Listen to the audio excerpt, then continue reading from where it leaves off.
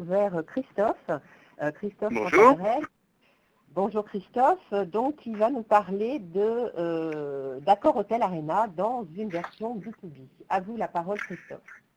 Eh bien, bonjour à tous. Ravi de participer déjà à ce forum. Donc, j'imagine que vous connaissez tous déjà le Palais Omnisport de Paris-Bercy. C'est vrai qu'on a eu une grande transformation en s'appelant donc l'Accor Hotel Arena. Donc aujourd'hui, n'hésitez pas à m'interrompre si vous avez des questions, mais je vais vous parler un petit peu donc du projet qui a été totalement remanié depuis 2 ans. Donc comme vous connaissiez avant le POPB à l'époque, c'était une salle de spectacle qui avait 30 ans, qui avait pour vocation d'accueillir différents spectacles et différents sports, avec pour source de revenus exclusivement la partie locative et la vente de billetterie. La notion de sponsoring et d'hospitalité n'existait pas du tout sur le projet d'avant. Donc en fait, il y a 4 ans à peu près, compte tenu du vieillissement de la salle, la mairie de Paris, qui est notre actionnaire principal, a souhaité positionner le Palais Omnisport de Paris-Bercy dans une arène qui a été totalement repensée et surtout la positionner dans le top 5 des arènes mondiales. Donc, par rapport à ces enjeux et à ce projet de transformation, on a créé un nouveau projet qui était basé totalement sur un modèle économique qui était complètement nouveau, avec pour but de générer de nouveaux revenus et surtout de nouveaux produits avec une enveloppe de 150 millions d'euros. Donc comme vous le comprenez, c'est une enveloppe qui est très conséquente et donc la rénovation du projet s'est tournée autour de 3 axes. Donc je vais juste les citer rapidement pour que vous soyez un petit peu au courant de la grande transformation de l'arène. La première transformation, c'était la nouvelle expérience à travers la création d'une structure capable d'accueillir les spectateurs et surtout être capable de faire consommer avec de nouveaux produits. Donc on a créé une verrière de 1500 m², ouverte 7 jours sur 7, avec différentes zones d'expérience pour tous nos partenaires. Donc comme vous l'imaginez, les partenaires sont très importants dans le nouveau modèle économique, en commençant par le naming, d'où l'Accor Hotel Arena. Donc pour vous donner une petite ordre d'idée, le sponsoring aujourd'hui représente 25% de notre chiffre d'affaires, où il était avant à peine de 5%. Donc c'est vrai que cette notion d'accueil du public et de sponsoring était primordiale dans le nouveau modèle économique. Le deuxième point, c'est au niveau de la programmation. Comme vous le savez, en fait, le nerf de la guerre, ça reste le contenu. C'est-à-dire qu'aujourd'hui, on a besoin d'accueillir beaucoup d'événements pour pouvoir rentabiliser le projet. Donc aujourd'hui, la plus grande configuration était d'être capable en 24 heures de changer de configuration. Pour vous donner un petit exemple, on avait le windsurf, donc le plus grand bassin d'Europe en indoor il y a à peu près 1 mois. Et 2 jours après, on a accueilli un match de hockey. Donc on était dans l'obligation de changer de configuration, à savoir un bassin en patinoire en l'espace de 48 heures. Ce qui nous permet aujourd'hui, avec cette modularité, d'être capable d'accueillir au moins 140 événements par an, ce qui est aujourd'hui un record dans toutes les salles en France. Donc aujourd'hui, toute la partie réceptive, la location de salles, comme vous pouvez l'entendre avant, représente 40% à peu près de notre chiffre d'affaires. Et le dernier point par rapport à la transformation, qui va surtout nous intéresser, et moi particulièrement, c'est toute la partie hospitalité, tous les produits qui sont destinés aux entreprises. Donc on va rentrer vraiment dans le cadre B2B. Il faut savoir qu'aujourd'hui, c'est 35% de notre chiffre d'affaires, où avant, on était à peine à 10%. Donc comme vous l'avez compris, la part de la partie hospitalité et de la partie B2B a complètement changé dans ce nouveau modèle économique. Donc on va passer sur la slide 2, ce que j'essaye de voir, voilà. Donc en fait, comme vous avez compris, on a fermé en fait la salle pendant à peu près 2 ans. Donc la volonté, c'était de conquérir un nouveau marché B2B pour la salle, avec surtout des contraintes immédiates de résultats. Donc aujourd'hui, on a été obligé de repenser totalement le produit d'hospitalité, qu'on a positionné aujourd'hui plus comme un outil de communication à 360 et non comme un outil de communication de relations publiques. Pourquoi je dis ça? Parce qu'aujourd'hui, en fait, la plupart de nos produits concurrents sont des produits en fait d'hospitalité, de relations publiques, d'invitation client. Pourquoi? Parce qu'aujourd'hui, le coût d'activation est très cher dans les différentes salles qui peuvent exister. Donc nous, aujourd'hui, on a positionné l'arène avec un outil en fait de communication à 360 capable de répondre en fait à toute la partie client, collaborateur, et donc c'est pour ça qu'on essaye vraiment de le travailler différemment. Ce qui est hyper important, c'est qu'avec une telle programmation, on peut adresser tous les segments des entreprises. Donc les clients, les collaborateurs et les initiatives commerciales. On a donc créé 2 produits pour répondre aux différents besoins. Le premier, c'est le produit loge, qui est le produit phare qui va s'adresser aux entreprises susceptibles d'inviter 1500 personnes par an. C'est un produit quand même assez haut de gamme. Et le deuxième segment, c'est le produit du Club 750, qui est un club qui s'adresse à différentes entreprises qui ne sont pas capables de gérer la volumétrie d'une loge. Donc pour vous donner un ordre d'idée, l'adhésion pour un membre coûte à peu près 6 500 € par personne par an. Donc voilà, déjà, est-ce que vous avez des questions par rapport à cette transformation de la salle? Je pense qu'il faut peut-être mieux continuer. Enfin, On continue. D'accord. ouais. Les questions, on les pose dans le chat. Alors, d'accord, on va passer donc à la slide suivante. Qui va, hop, parce que je ne la vois pas encore sortir. Oui, c'est là. Ça y est. Si, elle est là. Ouais. Donc, elle est là. Parfait. Donc en fait, aujourd'hui, comme vous l'avez compris, l'enjeu des enjeux B2B dans la transformation de l'accord Hôtel Arena sont vraiment primordiales, compte tenu du modèle économique qui représente 40% de notre chiffre d'affaires. Bon, je ne vais pas dire que j'ai une grosse pression, mais j'ai surtout un besoin de résultats très vite, très imminent. C'est pour cela en fait que j'ai créé une démarche commerciale en adéquation avec les 3 segments. La première chose, en fait, c'est donc la première cible, c'est les consommateurs des produits loges. Dans la majeure partie des cas, c'est les grands consommateurs historiques de relations publiques. C'est-à-dire qu'aujourd'hui, on connaît les utilisateurs de relations publiques dans les produits concurrents, le Stade de France, Roland-Garros, PSG. Et donc, on va taper dans cette base directement avec une approche directe commerciale pour justement aller rapidement vers des clients qui connaissent le produit et l'hospitalité, qui savent le gérer. Donc, c'est une démarche qui est très directe. Le deuxième segment, c'est trouver des grands comptes à convertir très rapidement, avec des interlocuteurs de haut niveau. Donc là, en fait, comme vous pouvez l'imaginer, on est sur des produits qui sont quand même très coûteux, avec des enjeux assez forts pour l'entreprise en termes d'investissement. Donc là, le but, c'est de convertir des gens qui n'ont pas l'habitude d'utiliser des RP. Donc là, je vais vous expliquer après comment on va rentrer avec la data dans le cercle de ces personnes-là. Et la troisième cycle, ça va être toute la partie du mid-market, où là on a une multitude de PME et d'ETI, donc la cible est très importante, et donc là on a vraiment la nécessité de croiser notre approche marketing et la partie commerciale. Donc à travers 2 exemples qui vont suivre juste après, je vais vous expliquer comment on utilise la data justement dans la transformation. Donc comme je vous l'ai expliqué, aujourd'hui on est sur un produit qui reste un produit d'entertainment qui est très passionnel, avec justement la partie musicale, la partie sportive. Donc en fait, on s'est rendu compte d'une chose, c'est qu'aujourd'hui, on a besoin de créer le coup de cœur dans quelque chose auprès de dirigeants qui sont capables de signer et de s'engager très rapidement. Donc le premier exemple que je vais vous employer, c'est aujourd'hui, on travaille à l'aide d'un fichier qui s'appelle Nomination, que j'imagine beaucoup de gens connaissent. Et aujourd'hui, on a dans toute la base de données de data de cet outil, on a un champ d'action qui n'intéresse pas grand monde en termes d'entreprise, mais nous particulièrement, c'est toute la partie des hobbies et des passions. Donc typiquement, pour vous donner un exemple, donc M. Pigas, qui est le patron de Lazare, qui est fan de rock, on le sait, parce que justement ça rentrait dans cette base, on a créé en fait une approche très smart pour pouvoir justement le conquérir. Donc qu'est-ce qu'on a fait? Comme vous le savez, on a ouvert la salle au mois de novembre, on avait les premières souches de billets, et donc là, le but c'était de l'adresser directement et de lui donner en fait un objet de collection qui réponde totalement à sa passion. Donc là, ça a super bien fonctionné, parce que le premier jour, suite à l'envoi, on a eu un rendez-vous obtenu dans la foulée, et on s'est rendu compte que justement, le fait de pouvoir justement le surprendre et le toucher personnellement, ça a été pour nous quelque chose de très direct par rapport à cette gestion.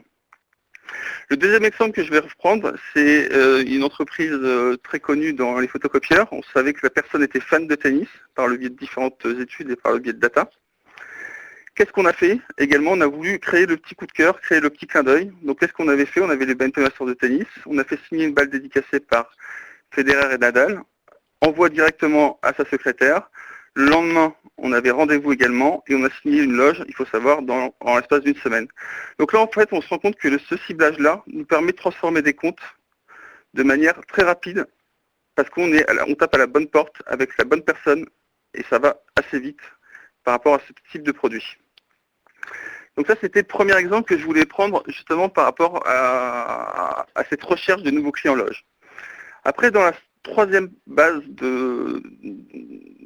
par rapport à notre segment, on va justement attaquer le Club 750. Donc là, on va s'adresser à une multitude d'entreprises. Donc là, j'ai une équipe commerciale de 6 personnes, ça ne suffit pas pour pouvoir contacter tout le monde par le biais d'une approche directe.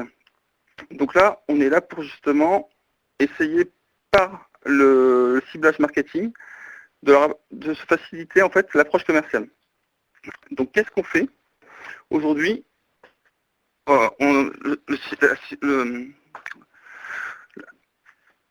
Le troisième segment, en fait, c'est le nombre de cibles est très important. Donc le but, c'est via nomination de chercher un critère commun à nos activités. Donc qu'est-ce qu'on va chercher en termes de similitude par rapport à nos clients? C'est de savoir dans quel secteur ils travaillent, la taille de l'entreprise, le chiffre d'affaires, la nature de la fonction du signataire. Et une fois qu'on a réussi en fait à créer en fait un profil type de client potentiel, parce qu'on sait qu'ils consomment dans d'autres entreprises, via un outil d'emailing, en fait, on va créer en fait une gestion d'emailing qui va se gérer en 3 temps: l'envoi, le tracking et la relance. Là, une fois que moi j'arrive à piloter mon activité commerciale, j'arrive à voir qu'est-ce que fait mon équipe commerciale. Et je sais surtout que quand il y a eu un ouvreur sur ce ciblage, mon équipe commerciale va tout de suite la relancer de manière directe et va l'inviter sur une forme de petit déjeuner. Donc là, en fait, on est sur des approches qui sont vraiment très directes, mais qui ont nécessité vraiment beaucoup d'implication de la Smart Data pour pouvoir justement cibler et approcher cette approche. Là, voilà, je voulais vous montrer cette deuxième partie. Alors là, juste, donc, voilà. je voudrais insister, Christophe, ce que je trouvais intéressant quand vous l'avez présenté, en fait, c'est aussi une approche qui est complètement intégrée, parce que tout est dans l'outil nomination, c'est ça, c'est-à-dire que vos commerciaux vont décider de cibler, ils trouvent, et c'est ça, je trouve ça vraiment très smart aussi, c'est tout est au même endroit, ils décident de cibler, et donc ils correspondent à des entreprises, l'emailing est envoyé automatiquement, il est ultra personnalisé, et ensuite de ça, le commercial va faire sa relance téléphonique, et vous avez le pilotage et le tout dans un même outil. Tout à fait. Je pense que là, ce qui est intéressant aussi, c'est vraiment l'intégration et ok, d'accord. Oui. Donc vous montrez un exemple. Alors voilà, donc là typiquement on a lancé en fait le Club 750, c'est un produit qu'on a lancé il y a 1 mois. Donc aujourd'hui, moi j'ai une équipe donc, de 6 commerciaux et chacun travaille sur un secteur d'activité. Donc là, on est donc dans une cible qui est donc, comme je l'ai dit tout à l'heure, qui est très large. Donc pour l'exemple de Mathieu Guillemet qui fait partie de mes équipes, qui va gérer la partie IT, lui a travaillé en fait sur une typologie d'acheteurs, à savoir des dirigeants de PME et de PME et différentes fonctions similaires. Une fois qu'il a créé son petit panier, on a piloté ensemble un emailing qui était très personnalisé à cette personne. Et on a suivi en fait dans l'évolution en fait de l'emailing. Et ça nous a permis aujourd'hui, sur 130 envois par exemple, sur une cible qui était très spécifique, d'avoir 20% de cliqueurs et d'avoir une dizaine de rendez-vous pris suite à cet emailing. D'accord. Et ça, donc, c'est beaucoup mieux que ce que vous avez d'habitude. Enfin, disons qu'aujourd'hui, c'est très compliqué pour nous d'adresser l'ensemble du marché parce qu'aujourd'hui, on est sur un marché où toute entreprise est susceptible d'adresser une offre de relations publiques. Ouais. Donc, pour tout cet ensemble si aujourd'hui on veut ratisser le plus large possible et être le présent le plus large également, ça passe automatiquement par ce type d'emailing qui pour nous sont très efficaces et des clients qu'on n'aurait jamais tapé ailleurs. Ouais. Donc en fait, l'emailing va vous faire vraiment, il a son rôle de qualification, c'est-à-dire ceux qui se manifestent en cliquant, en ouvrant, ce sont des gens sur lesquels ça vaut le coup de focuser des équipes commerciales. C'est exactement ça. Voilà. Parce qu'il y a une appétence. On considère qu'il y a intérêt. Ouais. Tout à fait. Ouais, tout à fait. Ok. Moi, je trouve moi j'aime bien parce que c'est vraiment à la fois très concret et puis c'est du résultat. Donc là, ça fait combien de temps que vous utilisez cette approche ? Alors, nomination, c'est un outil qu'on utilise depuis 1 an. Mais c'est vrai que le Club 750, on s'est rendu compte que c'était vraiment un nouveau marché pour nous, parce que là, on est sur des entreprises qui n'ont pas l'habitude d'utiliser ce type de produit. Donc, depuis qu'on a démarré le produit du Club 750, on a multiplié ces actions d'emailing, donc depuis 2 mois.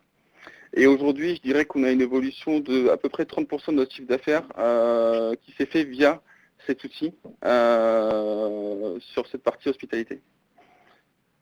Ouais. Il y a une question dans le chat, là. Il y a une question justement dans le chat sur d'où vient votre base de contact et quel outil utilisez-vous. Donc c'est cette base de nomination. C'est Nomination. C'est bien ça ? Tout à fait.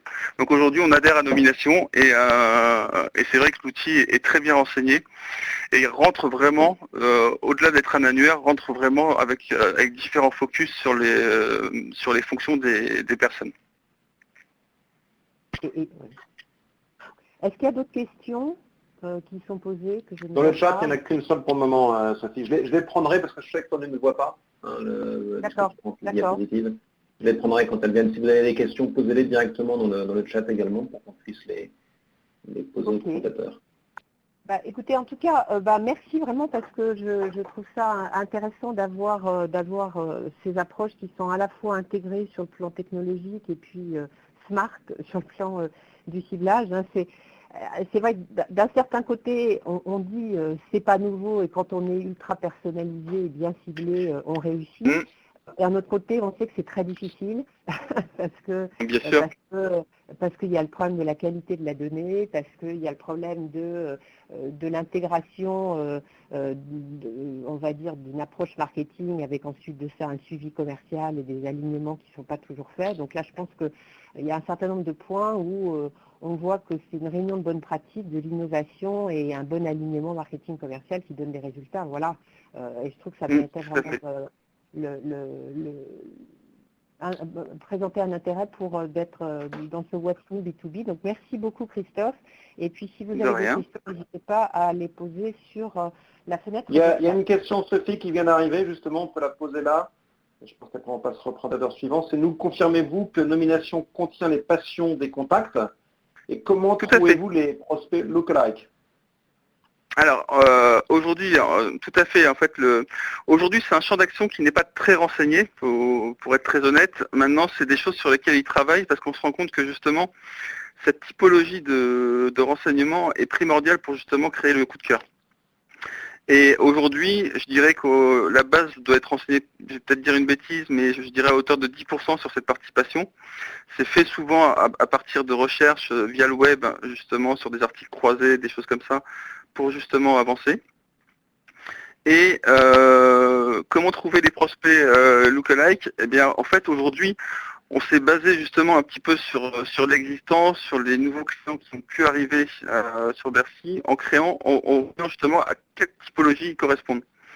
Donc aujourd'hui, on va travailler beaucoup sur le secteur d'activité, sur la taille de l'entreprise, mais surtout en fait pour la fonction des décideurs. Typiquement, on avait un marché qui n'était pas du tout évoqué, qui n'était pas du tout travaillé avant, c'était tout le marché des avocats et des notaires. Et aujourd'hui, on s'est rendu compte qu'on a eu énormément de cabinets et c'était directement les partenaires qui intervenaient dans l'achat. Donc, typiquement, ces entreprises qui n'avaient pas de service communication et pas de service marketing. Donc là, via